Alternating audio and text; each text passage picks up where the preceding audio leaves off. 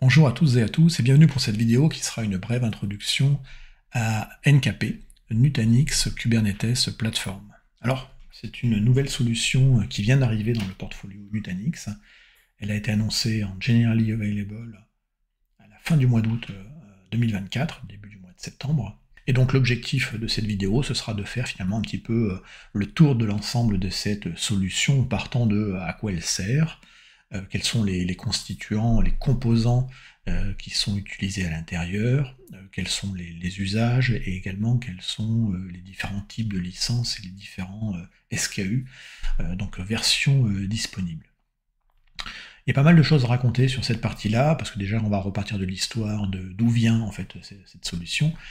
La vidéo sera probablement la première d'une série de 2 vidéos. Dans tous les cas, je vous mettrai le lien dans la vidéo suivante, dans la description de cette vidéo. Allez, on est parti.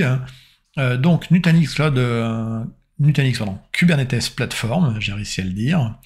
Qu'est-ce que c'est? Donc, qu'est-ce que c'est avant tout? Eh ben, c'est une nouvelle solution, je l'ai dit, du portfolio Nutanix. Alors vraiment nouvelle, parce que effectivement, l'annonce a été faite effectivement le 28 août 2024. Et en fait, cette solution provient de l'acquisition d'une société baptisée D2EQ, que la plupart des gens connaissent plutôt sous le nom de l'origine, qui était Mesosphère. Alors, Mesosphère, ça vaut le coup de refaire un petit retour dans le passé. Hein. Donc on est dans les années 2013, 2014, 2015.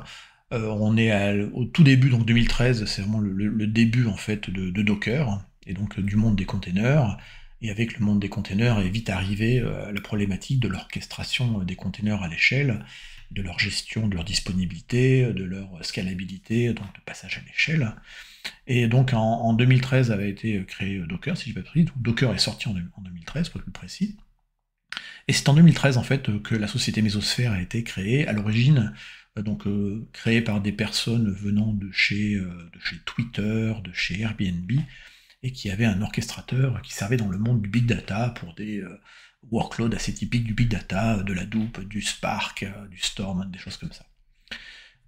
L'orchestrateur utilisé à ce moment-là était effectivement Mesos, et donc ces gens qui étaient à l'origine du projet Mesos ont créé une société baptisée du coup Mesosphère, et dans cette société, ils ont commencé à faire une solution toute packagée qui intégrait notamment cet orchestrateur, avec un marketplace, très orienté au départ sur le big data, mais très rapidement, le besoin sur la partie orchestration des containers est arrivé, et donc ils ont ajouté un moteur d'orchestration pour la partie container appelé Marathon.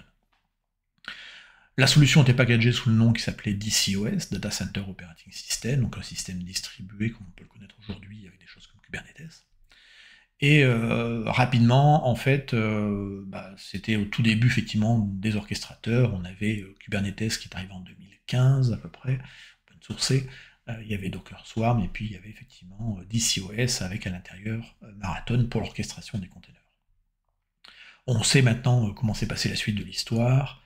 Kubernetes a généré un énorme engouement, tout le monde s'est intéressé à Kubernetes, a un petit peu délaissé tout le reste, et finalement en 2015, si je dis pas de bêtises, la société Mesosphère a décidé de rajouter dans sa solution de rajouter simplement Kubernetes. Donc ça c'est en 2015.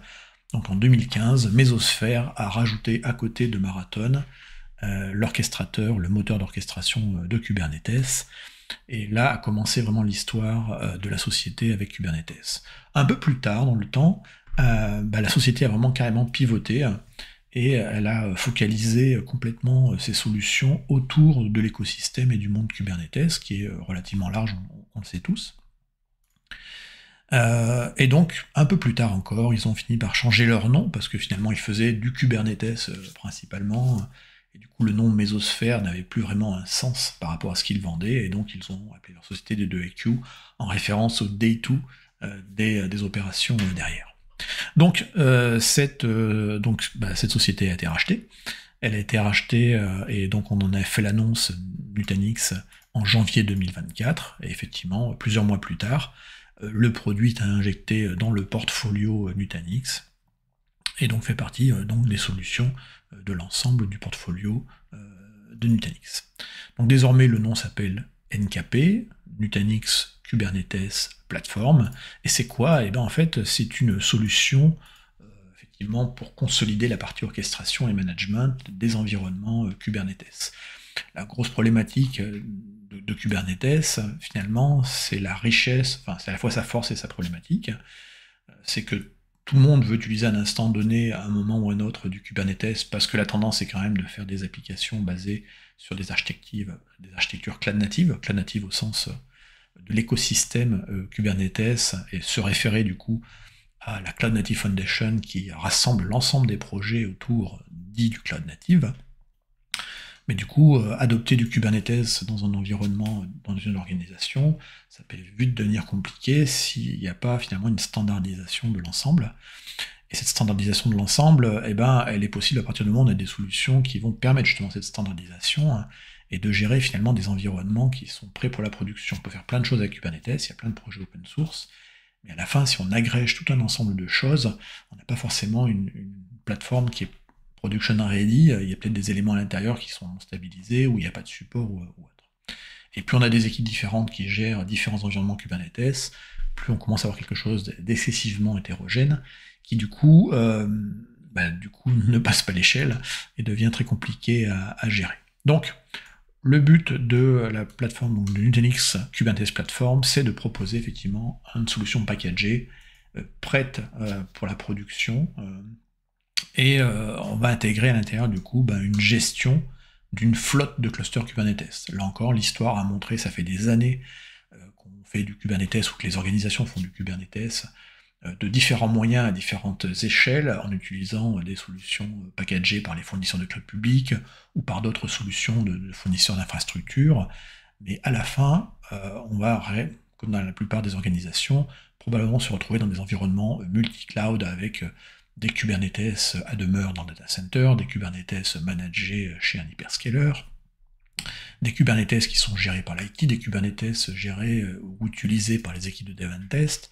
et à la fin, effectivement, tout ça c'est compliqué, d'où l'idée d'avoir effectivement cette gestion à l'échelle, et donc de pouvoir avoir dans un même outil, finalement, de quoi gérer des flottes de serveurs. Là, on a un exemple simple ici, mais avec 270 clusters Kubernetes, on peut se douter effectivement qu'il va falloir à un moment des outils pour centraliser tout ça, centraliser également, homogénéiser les configurations. Je rappelle que le projet Kubernetes, il évolue très vite, on a une nouvelle version tous les 4 mois, une rétrocompatibilité et un support sur à peu près 1 an, et on se retrouve souvent avec des organisations où on va avoir 4, 5, 6, des fois plus de versions de Kubernetes, certaines encore supportées, d'autres qui ne le sont pas, et donc finalement la gestion de tout ça va être finalement assez compliquée. C'est pour ça qu'on a besoin d'outils pour faire ce genre d'opération.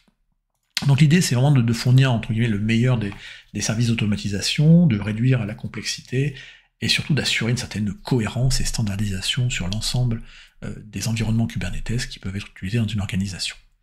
Et donc la finalité in fine, tout ça c'est fait pour supprimer finalement la complexité de gérer une infrastructure basée sur des technologies cloud natives, et donc du coup accélérer l'innovation au travers de l'organisation. Là encore, Kubernetes, il a été adopté pour aller plus vite et pour pouvoir déployer des applications à l'échelle, avec de la haute résilience, sans avoir à avoir des architectures. C'est fait pour héberger de nouvelles applications, mais là encore, avec les bénéfices, viennent toujours effectivement des contraintes, et le but ici, c'est de limiter ces contraintes. Voilà.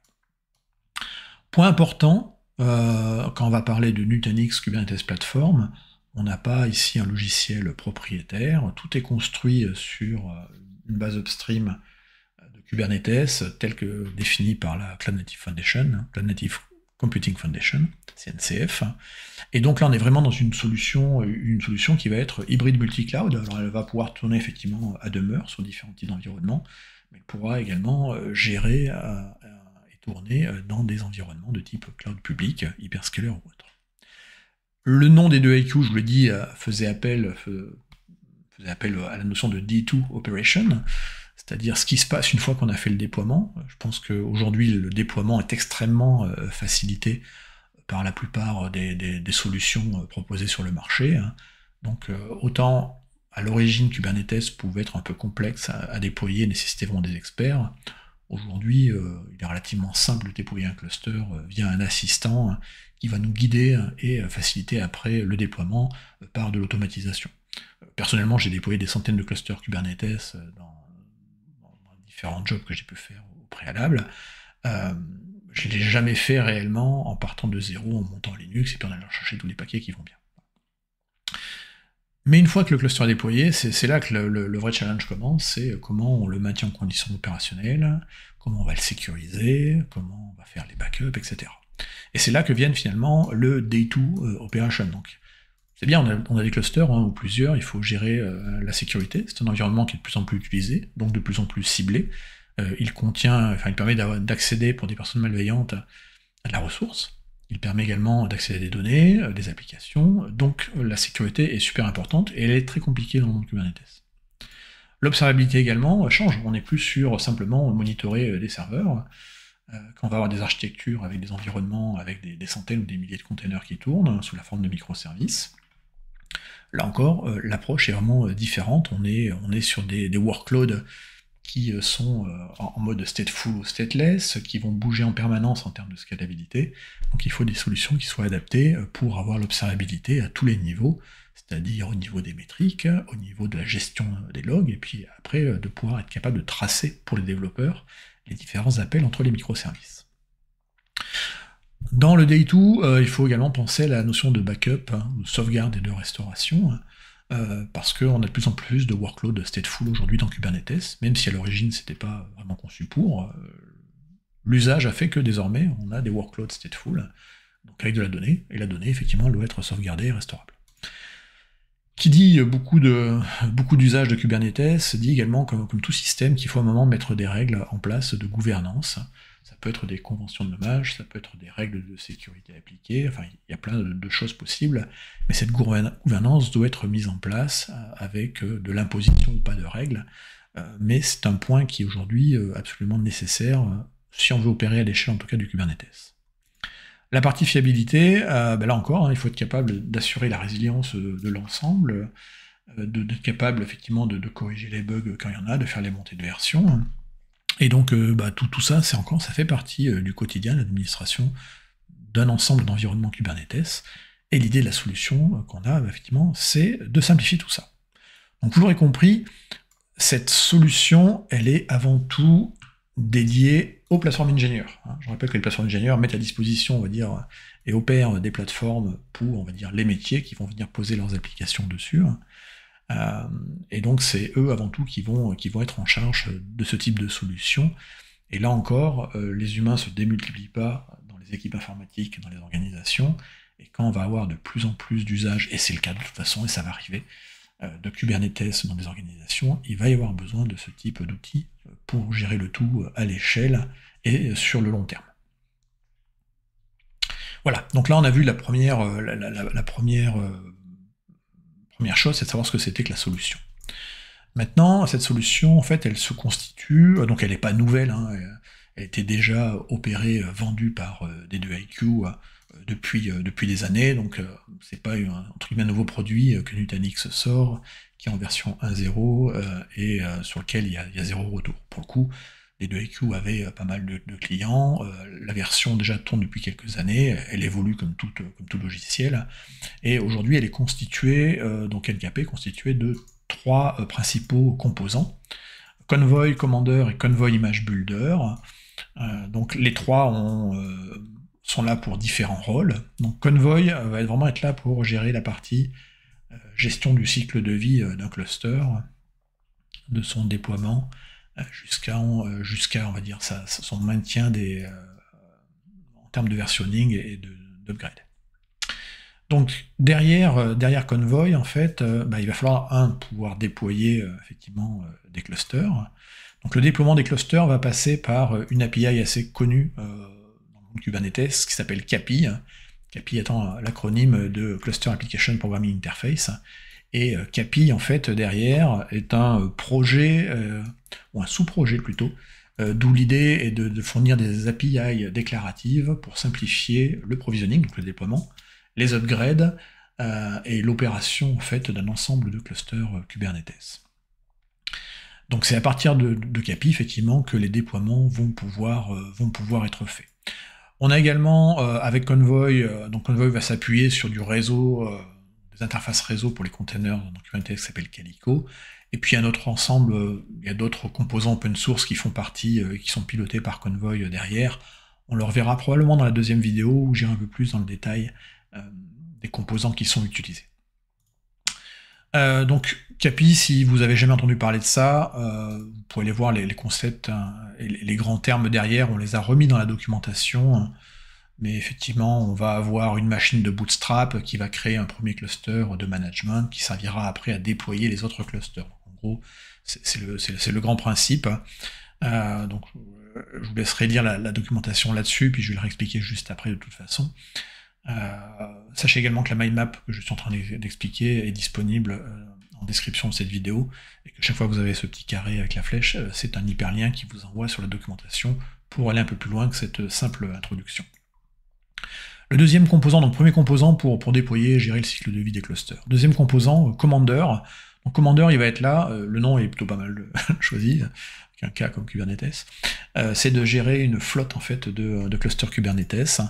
Et donc dans la gestion de la flotte, eh bien, on va retrouver finalement les sujets dont j'ai parlé ici au-dessus, hein, c'est-à-dire gérer la partie observabilité de l'ensemble, donc avoir une vue globalisée pour après aller dans le détail des métriques, des logs et des traces, de gérer également la gouvernance, d'assurer le contrôle d'accès derrière des ressources, leur sécurité, et puis d'avoir finalement le maximum d'informations qui soient utilisables pour l'opérationnel.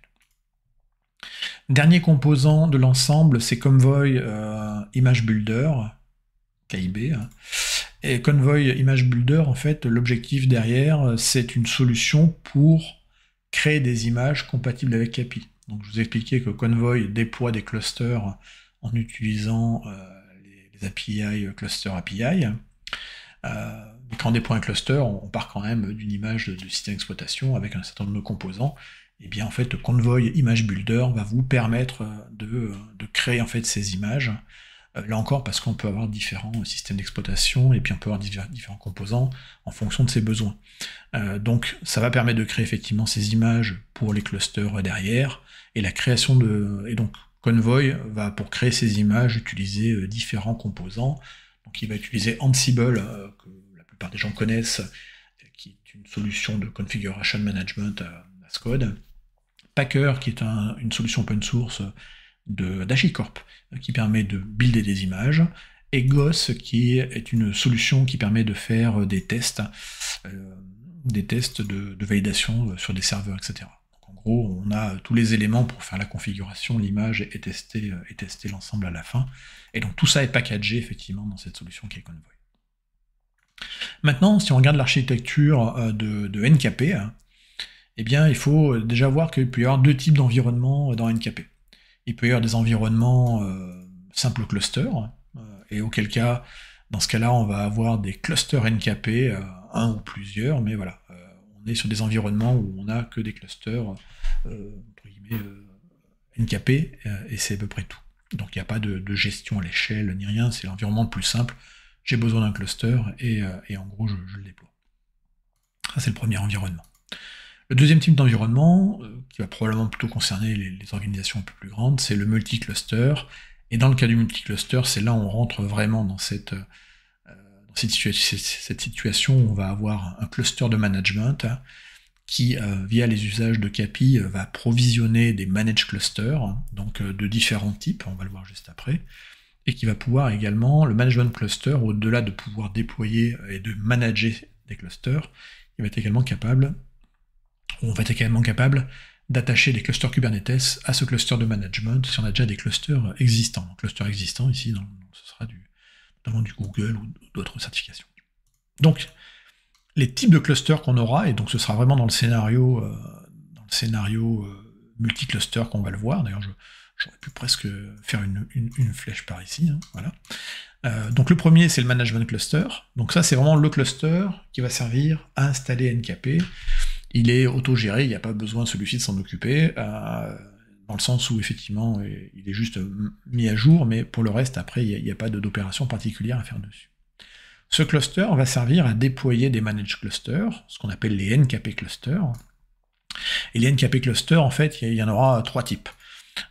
Soit ce sera des clusters déployés avec des images NKP, et dans ce cas-là, effectivement, ces clusters sont bien provisionnés par le cluster API derrière, et donc vont ensuite déployer en gros des machines virtuelles, pour faire simple, donc soit sur des infrastructures Nutanix, du VMware, sous la forme d'instances EC2 côté AWS, de machines virtuelles côté Azure, ou de machines virtuelles côté GCP.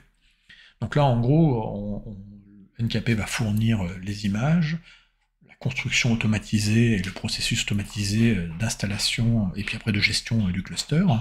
Mais là, l'image, entre guillemets, est vraiment une image qui est la même partout. Donc ça, c'est bien quand on veut unifier finalement ces environnements et de se dire finalement, je m'appuie sur différents fournisseurs d'infrastructures et je déploie toujours les mêmes types de clusters.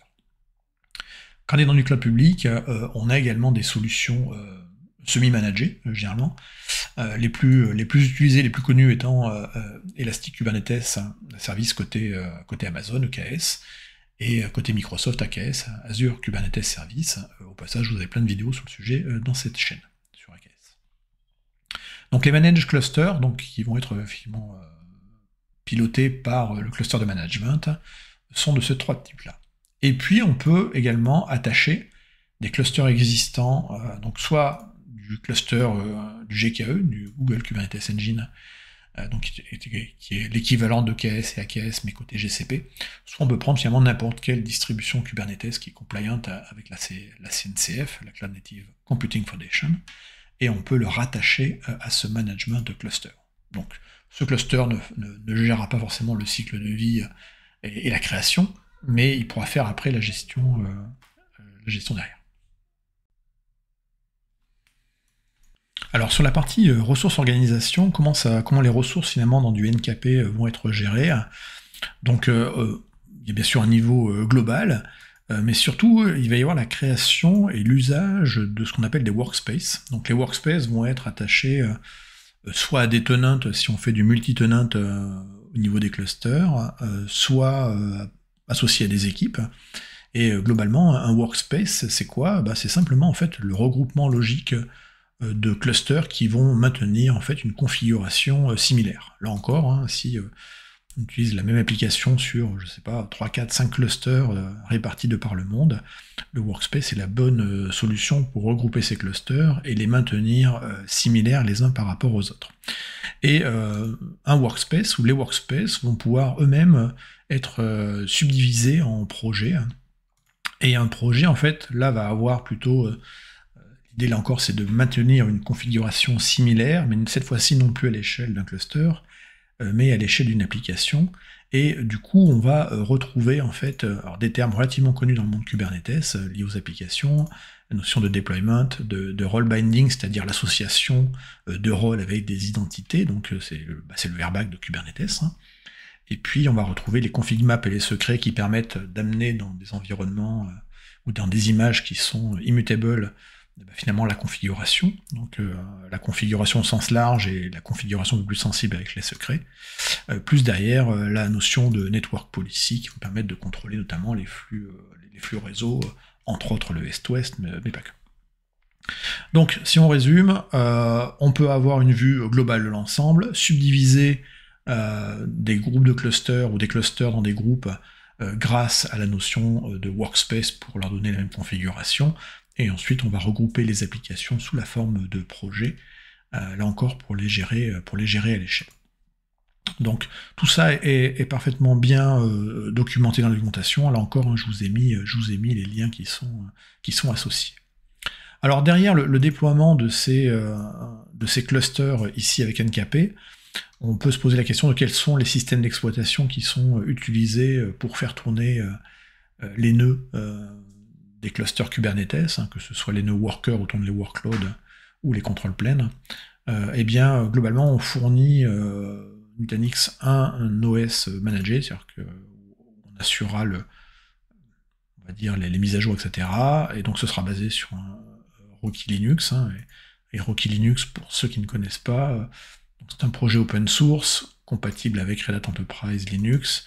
C'est, on va dire, ce qui a remplacé, c'est le oui, c'est ça, le remplaçant, le successeur de CentOS qui a été déprécié et qui est arrivé en fin de vie fin juin 2023, si je ne dis pas de bêtises. On peut également venir avec son propre système d'exploitation si on n'a pas envie ou si les règles de l'organisation sont très strictes sur l'usage de certaines distributions, hein, auquel cas effectivement on passera par le fameux outillage Convoy Image Builder pour créer ces images. On a un résumé des systèmes d'exploitation supportés dans la documentation, donc après ça va dépendre de la plateforme sur laquelle vous allez faire tourner ces clusters Kubernetes. Si c'est sur du Nutanix, donc sur une plateforme Nutanix, sous la forme de VM, eh ben, on aura le support d'OS, Rocky ou Ubuntu. Sur AWS, vous voyez que le choix est un peu plus large, on peut avoir de l'Oracle Linux, de l'Ubuntu, voire même du Flatcar, qui est un OS spécifique, spécialement dédié justement au monde des containers. Sur Azure, eh bien, on va avoir l'Ubuntu classique, ou du Rocky Linux, sur GCP de l'Ubuntu, du Red Hat, du Flatcar. Sur Azure, en pré-provisionné, là on peut avoir du RHEL également, il y a du vSphere, ouais. On va pas faire toute la liste, hein, mais globalement, normalement, on a ce qu'il faut pour répondre à ces choix. Voilà, la première vidéo de cette brève introduction est maintenant terminée. Je vous encourage à aller voir la deuxième si vous voulez aller un petit peu plus loin dans le détail, notamment sur les composants logiciels qui vont être utilisés dans cette plateforme, mais également l'outillage en place pour faire par exemple l'observabilité, ou encore la partie licensing, le découpage entre les licences Starter, Pro et Ultimate. Merci d'avoir suivi cette vidéo et à bientôt.